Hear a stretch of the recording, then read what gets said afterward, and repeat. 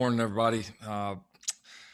Yeah, great to see everybody here. It's exciting time for us being able to jump back on the field here for spring ball, something that we haven't done in a long time, and so it's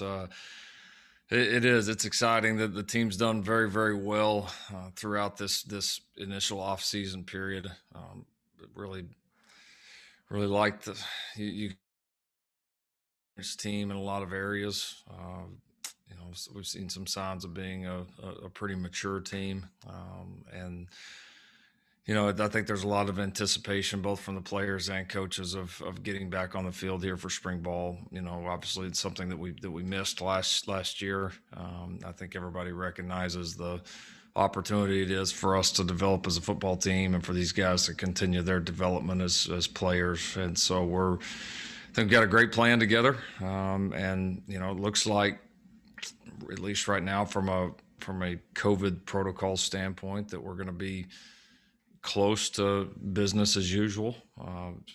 Fully expect to be able to conduct all of the 15 practices. We still certainly have some COVID protocols in place. We certainly haven't abandoned those by any stretch, and our team's responded well to that throughout this semester up to this point. We've had very very few cases, very few instances of contact tracing. So our guys have done a nice job. They've been able to stay in the weight room, to stay engaged. And because of that, we've seen a lot of really impressive gains from several members of this team throughout this period. So excited to see some of those gains on display as we jump here into spring ball. We'll have the majority of the roster available in full for spring. Don't anticipate too many guys missing serious time. I think Pat Fields is probably the main one. He's had a little cleanup procedure that he's getting ready to have, that he'll miss the majority, if not all, of spring ball. Something that's pretty minor, but we'll go ahead and get that cleaned up, and if we get him some for the end of spring ball, great. If not, then he'll be certainly full go, ready to go as we jump into our summer period. Everybody else doing pretty well, even with a handful of guys that has some different things done after the season that are all doing very well, and feel like that we're going to have most guys as full participants here in the spring, which is obviously exciting for us. So looking forward to it. From there, we'll answer some questions. Okay, first one will go to Ryan Aber and then Eric Bailey. Ryan? Yeah, Lincoln, wanted to ask you about vaccinations. How many of your staff and coaches have been vaccinated, and do you have a plan for that, for the staff or for the players moving forward? Yeah, Ryan, it's been obviously a hot topic around here. I would say a large number of our staff has, had the opportunity to be vaccinated and has taken advantage of that. We've been very fortunate, obviously, to live in a community where the vaccination has been, pretty available, and there's so many people across the community and groups that have gone to far lengths to make that available. So we're very appreciative for that. And I would say our team, that was a conversation we started having with our team very early on in the spring. Not making up their mind for them, but just educating them on, what the vaccine, was going to be, answering questions. Our medical team's been very involved with our team, and I do think we certainly have had some players that have already received the vaccine. I think I would say the number of players that are interested and that will get the vaccine has grown significantly in the last few months. I think there was a lot of hesitation initially, and I think a lot of that has been alleviated. And as it stands right now, I think a large number of our team will be vaccinated, and will be vaccinated at some point this spring. Appreciate it, Lincoln. Mm-hmm. Okay, Eric Bailey and then Joe Bettner. Hey, Lincoln, I was wondering if you can give us an update on Kennedy Brooks, just his return to workouts. And, during a redshirt year, a player goes through practices when they're away from the game. What do you anticipate his return to football to be like this spring? Yeah, he's participating fully as a member of the team. Working hard in the off season. I think he. Some of it for us is a little bit yet to be seen. You just got to get back on the field and see where they're at. I mean, you've got a guy obviously that's played a lot of ball and is a very smart football player that you feel like we'll be able to get back in the swing of things pretty quickly. But at the same time, anytime you're not on a football field for an entire year, it's different. I mean, it just is. So I'm sure there'll be certainly some adjustment period for him, but I'm excited to see him, and obviously a chance for him to work with Coach Murray, who didn't have that opportunity to work with him last year, and we're hoping that'll be a great fit, a great partnership, and we'll see. We'll see how Kennedy attacks this. Knowing him, I'm sure he'll attack it and be ready to go. Thanks, Lincoln. Have a good weekend. Thank you. Joe Bettner and then Jason Kersey.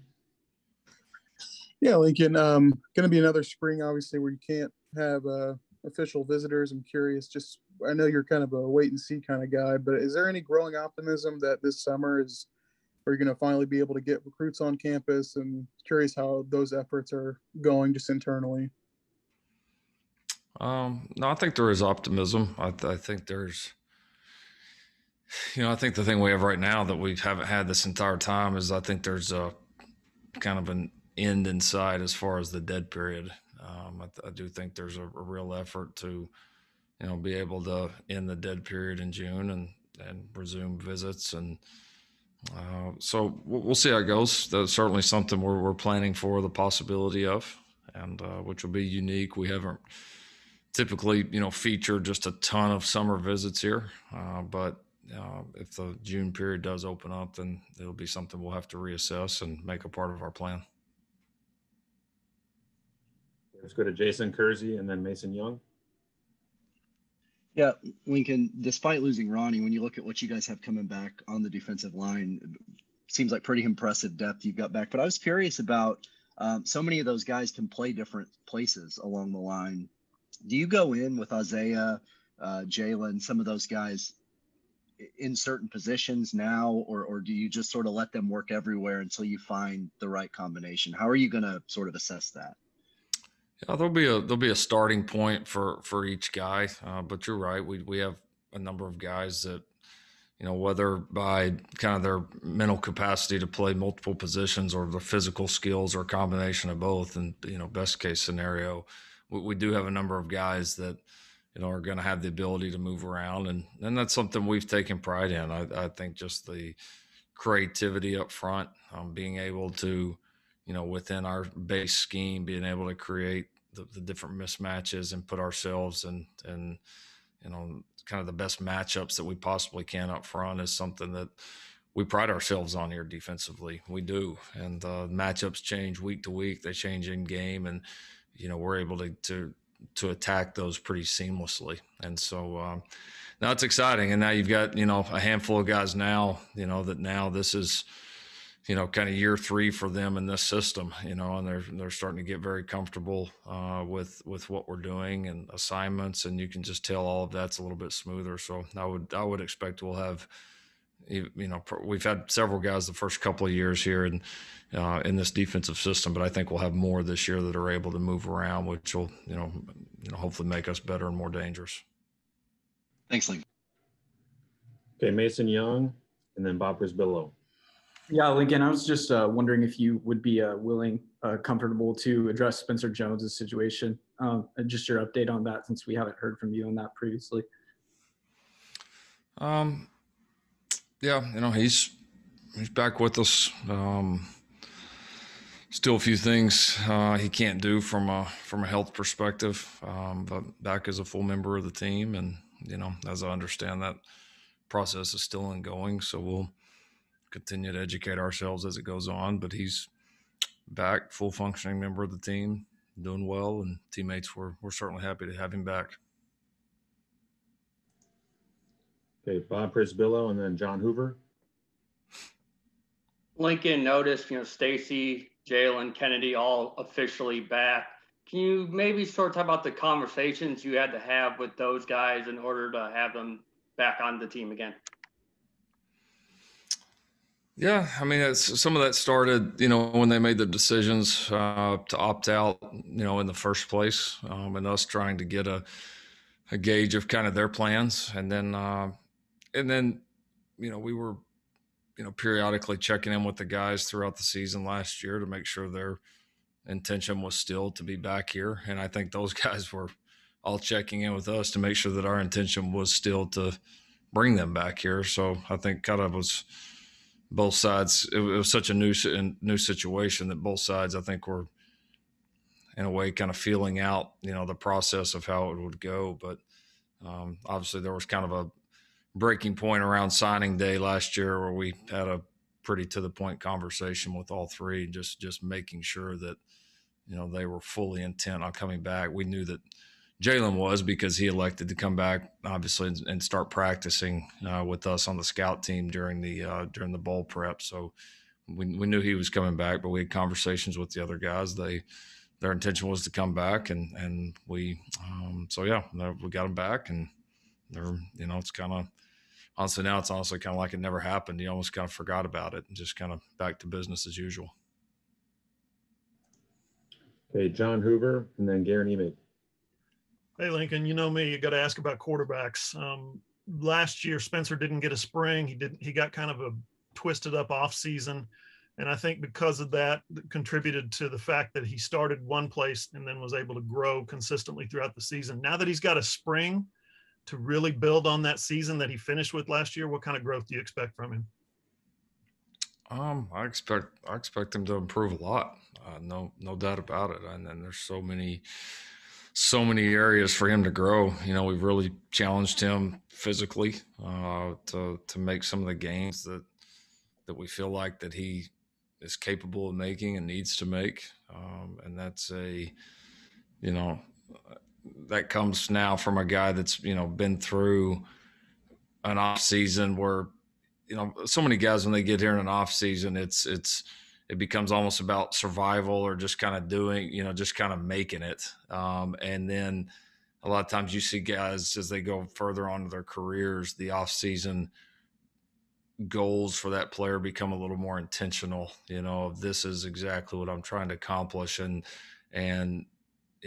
Coach Wiley kind of says it all the time. It's, these guys have to put in the extra time. And if you have big goals, then the, extra is not extra. He says that all the time. I mean, it's just part of what you should do. And so I think, for a lot of guys on our roster, Spencer included, this off season and the chance, one, to have a normal off season, and then the chance to build and really attack some of the areas physically that they have a lot of room to grow is very important. And I think some of that growth has started to happen. That's exciting.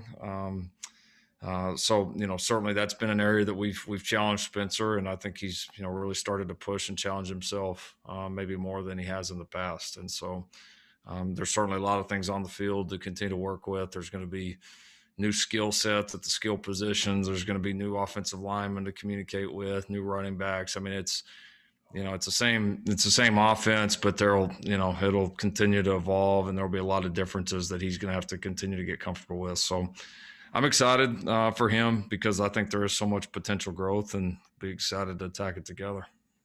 Great. Thank you. Mm-hmm. Okay, let's go to Garen and then Barry.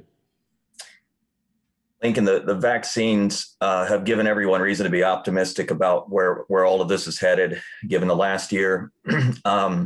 Other programs, though, some high-profile programs are still having to shut down activities this spring.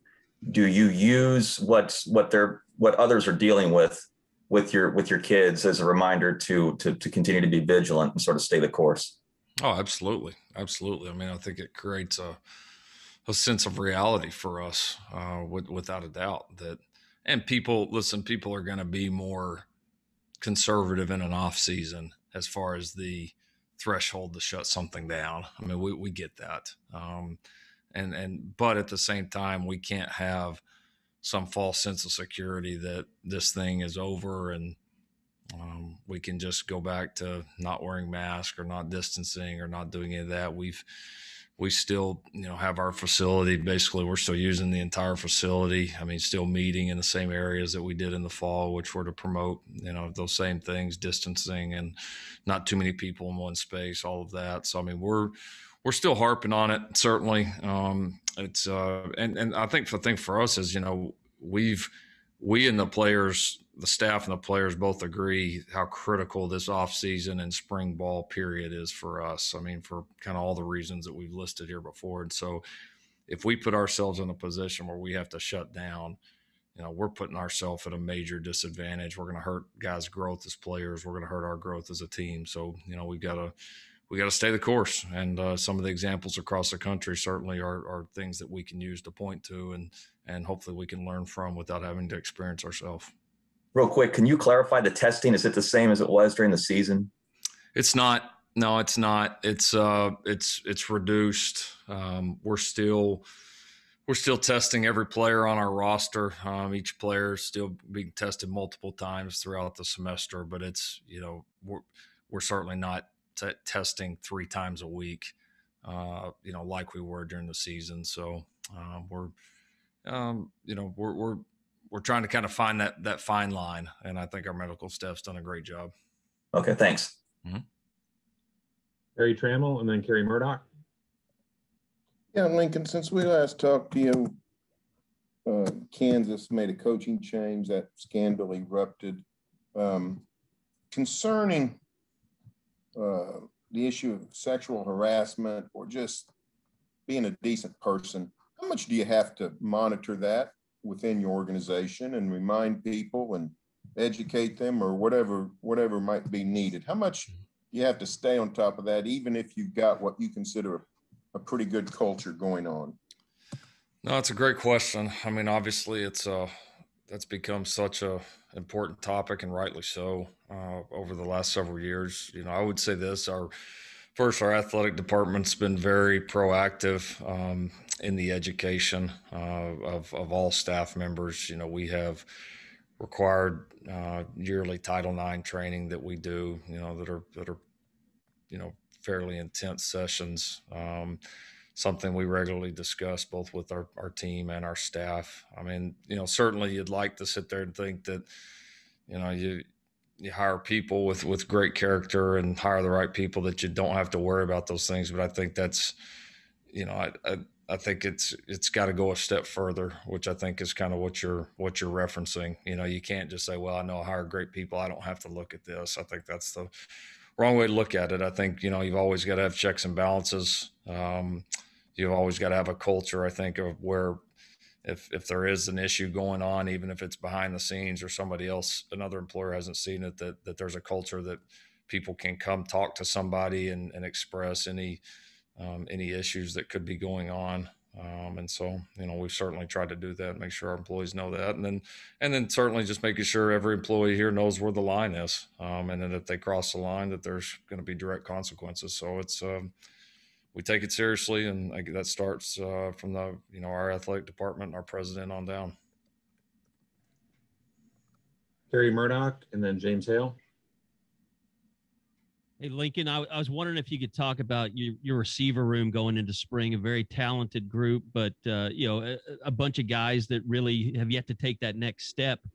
How much are you just looking to see that play out this spring and with the roster you got? And I was wondering if you could also maybe comment on how much you think coaches are looking at the NBA with their relaxed restrictions for guys that are vaccinated, what that could kind of mean for sports and overall.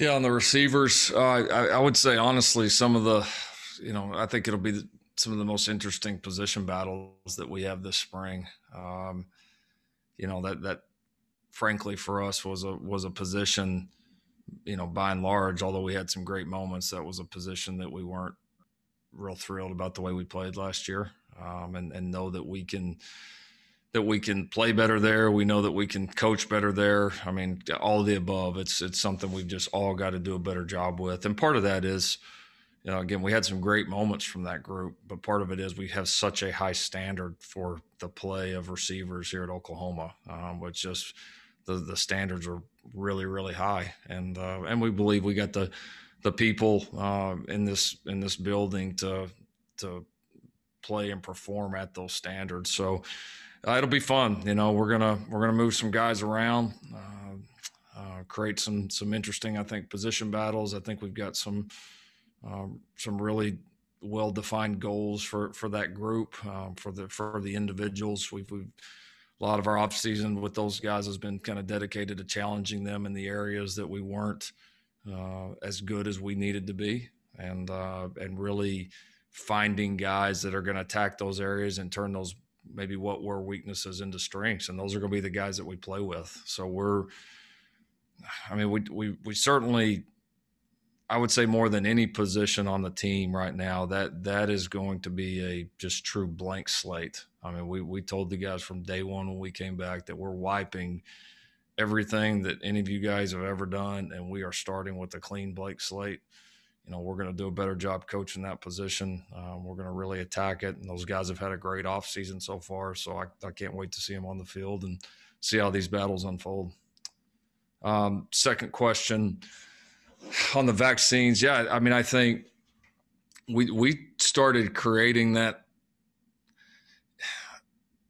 at least the notion in our players' minds, not creating, but I think educating them early that you got to understand with this vaccine that we could get to a point where you're not tested, or you potentially maybe even, I know this is maybe down the line, but don't have to wear a mask or maybe abide by some of the different rules if you've had the vaccine. And it could be a different set of rules for the people at some point that have not had the vaccine. That's possible. We don't know if it's going to happen, but it's, I think, certainly feasible. And so we just challenged our players early on that they needed to think in those terms, and think ahead of what it could mean. And so that's certainly been a part of the education with our guys.